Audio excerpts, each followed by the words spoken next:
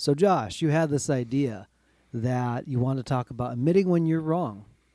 Am I right? Not even admitting when you're wrong. I think it's more like the humility of being wrong and it's okay. Why do people don't want to do that? Launch out onto the loop with us as we discuss the rightness of wrongness or the wrongness of, I don't know. We'll figure it out. We'll Here's figure the it theme out. song.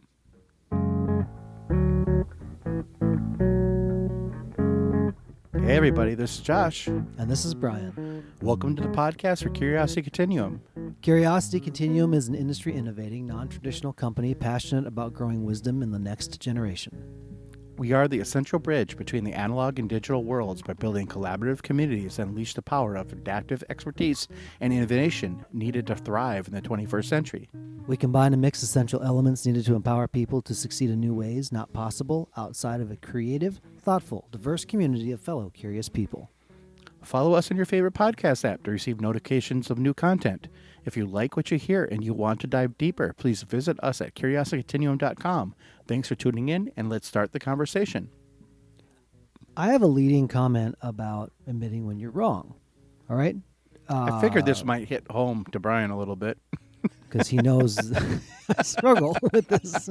Yeah, I think a lot of people do, and I do too, and I think it's not unique. So this is a good topic. So what this really is a passive-aggressive way of having Brian talk about how wrong he is in life. No, not at all. Pride. I'll just say it. Mm-hmm. Pride. There's a And reason it's one of the 7 deadly sins. pride and self-preservation. You know, and you might say you're self-preserving pride, but let me just share some initial thoughts with it, right? Sure. Let's say that you make your reputation known because you know things, right? Like there's a lot of thought workers in the world, and I'm one of them. Yep. I'm one I of haven't those found people too. Yep. I haven't found a gig yet that pays me because I'm dumb. There are some industries that do. That's never been something that's been afforded Right. to me. Now, in the young days of Brian Shunn building his career, it really was I have to get this right because otherwise they're going to let me go. Now, there are corporations and companies in the world where it's basically like a religion of unforgiveness that pervades the culture. Correct. It's like Yeah. you are wrong, you screwed it up, you didn't need much to screw it up, but that's it, and now you're out, right? And that's a really hard place to be, and I understand why people get heartburn and strokes and other things when they are in the corporate world for a long time, and that's the MO. Now, I'm going to flip it and talk about really successful entrepreneurs. I think about Jeff Bezos and folks. You know, they say it's okay, just change your mind. It's okay to change your mind because you probably have learned something. Like, don't wait so long to make a decision where you just lag it out, right? Right. So if you change your mind, that might mean that you're willing to be wrong. And I think a lot of risk takers in the business world are willing to be wrong for the sake of progress. Yeah, and I think you have to be. You have to be willing to be wrong. I think more likely is that the people that have the vision, right? If you have the vision of the company or of the thing that you're doing, you may know the end, but you might not know how to get there. And so you might just start it off, right? You might say something and then it's totally wrong. However, you become kind of emotionally invested in that process that you've already kind of have in your mind. And there might be other people that come in and say, I really think if we do this way or we do that way, and you're just like, nope, we're going to do it my way because that's how we're going to get to this thing. However, I think you need to be pliable enough to start to understand that there's more than one way to go to A to B. You might just not be a straight line. And sometimes the journey actually opens up a lot of things. That's kind of how CC has been for Brian and I. We had this very stringent, when we first started the podcast, we had this very stringent, we're going to start here, we're going to end here. And we took many detours along the way. And I would argue that the detours have been, first of all, well worth it because we've actually been able to twist down what we want to do and what we're doing. but we've been able to pick up those people along the way to help us to get to where we're going. And I think sometimes that just between two people or three people, you might not have the human resources necessary to actually get there. So I like that. Let's take a moment and pause and let's bifurcate and let's like choose the road. Should we Sure. talk more about wrong in the context of the emotional behavior of admitting you're wrong and the things you have to go through and what that entails? Or should we take it as I was wrong and learning and kind of like iterating because you're learning more as you go? Let's do the second one and let's save the first one for maybe another conversation. Okay, perfect. So what you understand as right in a context. So I think of science in a lot of ways, right? Sure. I love science. I'm actually bothered when people put science in like the all-knowing state of something because Yeah. the whole nature of science is actually to understand something and to And that you do- experiment. and that you don't know. And that's the journey. And that's why as Brian, said, he's drawn to it. That's why I'm drawn to it too. We Because have why not? Right? because I mean, we're only as good as what we're not remembering. well, yeah, well, that's true. We have a situation though where, well, Josh, okay, let me back up a second. Yep. Can you think of an example where something was touted as the best understanding that we had, only to find out it was completely wrong, and then you solved the problem? You know what I'm saying? Like, Yeah. I mean, I'm just going to do broad strokes with this because I think this is like every branch of science, like medical, everything. But think about even just our understanding of the universe and how it works and physics, just basic physics, like Sir Isaac Newton, gravity and the opposite force attraction and all that stuff. And then you have Einstein that comes in and other people between them, and they're totally like changing this up. Like even today, like some of Einstein's theories on like time and relativity are being tested and they're being found true or not true. Most of them are being found to be mostly true in certain ways. Like we're like, oh, this person who didn't even have a computer, in 1920 figured this thing out. And now today we've actually proven it. And there's a lot of science sometimes in between. Like we have like Stephen Hawking, who is probably one of the modern great minds that we have, that actually took Einstein's theories and like, no, he's not wrong. He just doesn't know all the facts. And so he's starting to put in more stuff. And so that kind of thing, I that's what I think about all the time. I think about space and like the big pictures. I don't think about the small stuff too much with that question, Brian. do you believe that it kind of solves itself?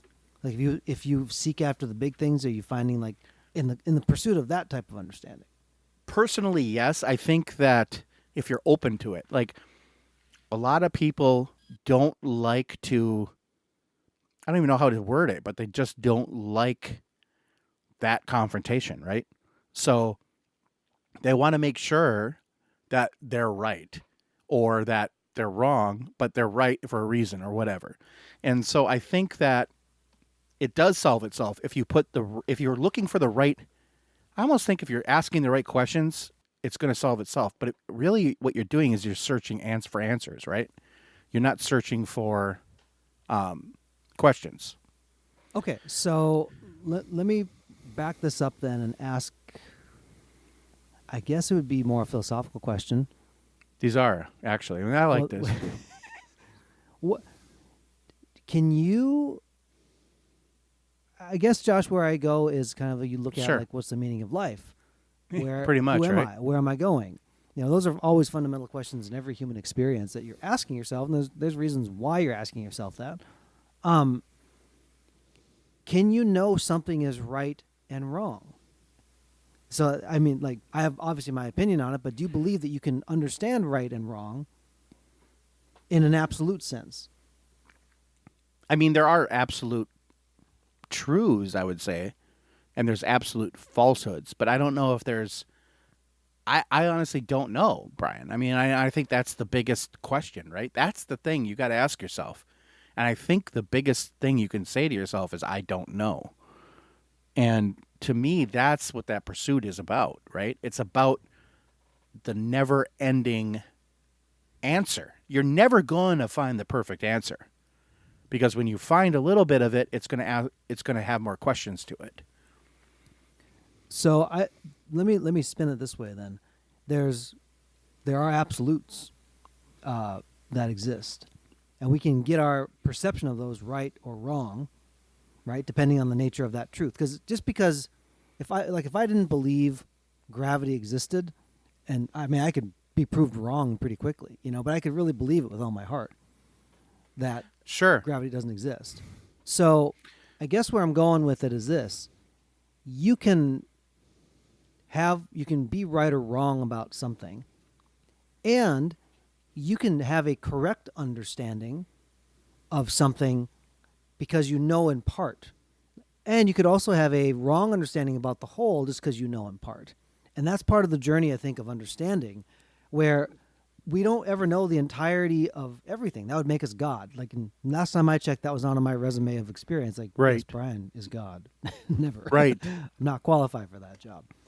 But I think that people sometimes don't understand that you can perceive something to be true or to be false, right?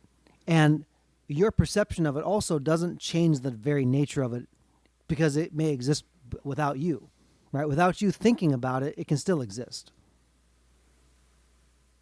I mean, very correct. So, like, uh, I think a modern day example of this is actually almost like the flat earthers, right? Like, some of those people genuinely believe the earth is flat. And there are documentaries of them trying to, like, prove it's flat.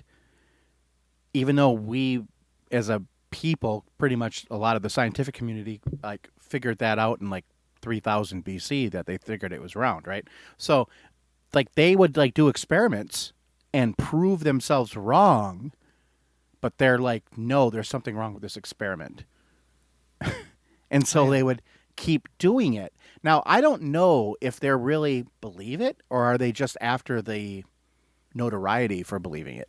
Because that's a fair question to ask as well, especially in today's age with the internet and that kind of e-fame, we would call it, right? Where people are looking at themselves as more because they like a niche kind of like idea that they can find like 100,000 people that believe that idea now. Where back in the day, that one person in your community that was kind of the weirdo only was that one person, right? And I'm not saying these people are weird. I'm just saying that that one person has that one belief. They couldn't find others, so we just discounted them as a society. But now, because of the interconnectivity of like the internet and things like this, we can all get together in our respective groups as well as a whole, right? Technology has done a beautiful job of exposing the great diversity of humankind in beliefs and Yeah. how you live your life and what you do, how you make money, how you have a family. That's really interesting because you wouldn't have known that back at 2000 years ago how the rest of the world worked unless you had traveled there and kind of discovered it yourself. We have a glut of information available to us now to see those things, right? And I want to turn it back to this point. Like you can have something right or wrong, and that doesn't mean that all of a sudden your whole value as a person hinged on getting that exactly right or exactly wrong. That goes back to the culture of unforgiveness that could happen. It's like you can get something wrong, and it then becomes a self-reflection. Like, well, is it the experiment? I mean, it could be, Right. or you could have it wrong. And then the question is, what are you going to do with that when you find out that you're wrong? And for us on this podcast, we love if we find out that we're wrong. Sometimes I've found out the hard way. Right. I have to decide what I'm going to do with that. Am I going to learn? Am I going to adapt? Am I going to dig my heels in? Yeah. I mean, I think that's a good place to leave it because it's really like, are you actually going to change? Or are you just going to be stubborn and say, no, I not do it? You know?